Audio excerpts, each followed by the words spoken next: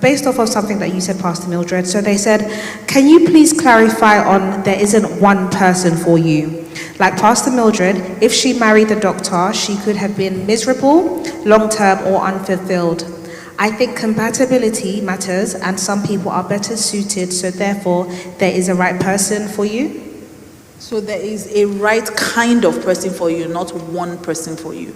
Because you see, God can never put your destiny in someone's hands. So for instance, let's assume that Pastor K, God said, Pastor K is the only person that should marry me. Pastor K has free will.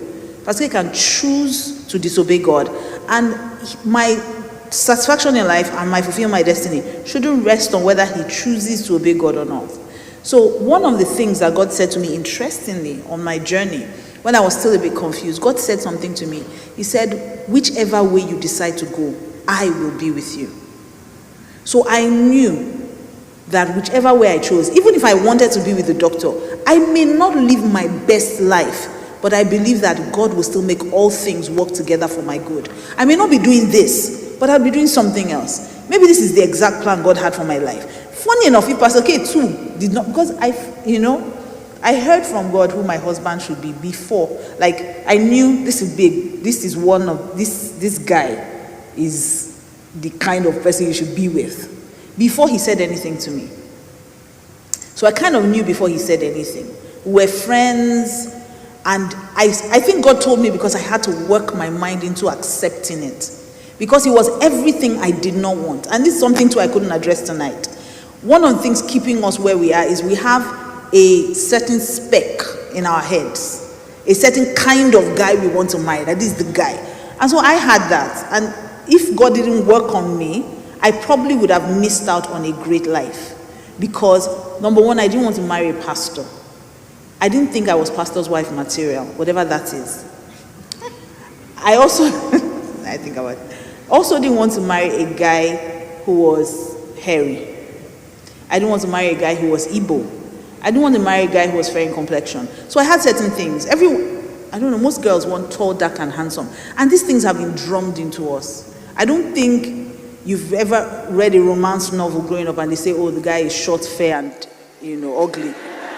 So we grow up, most of the things you think you want are not things you came up with. You were conditioned. We watch movies. When you watch movies, the Prince Charming, he's buff, he looks nice, he has a baritone voice. So what about guys that have voices that don't sound like that? Who's going to marry them? What about guys that are short? Who's going to marry them? People almost make it seem like it's a sin if you marry a guy shorter than you. So so God had to work on my mind, which is why I think I knew before Pastor K even knew that we were meant to be together. Now, like I said, there's a kind. So if it wasn't him, God would bring someone else. Note, like I said, God kept bringing different options. God didn't bring Eve and say, this is your wife. No, God brought lion. If Adam had said, lion is bone of my bone, we would be half man, half lion today. And we wouldn't know, we won't be the wiser. We'll just, her mane is beautiful. His jaw is, we would all just go around like it's normal. So when he said he didn't want that, they brought giraffe, he didn't want that, they brought goats, he didn't want, they brought bear, he didn't want, they kept bringing until God said, you know what, just sleep, let me take from you.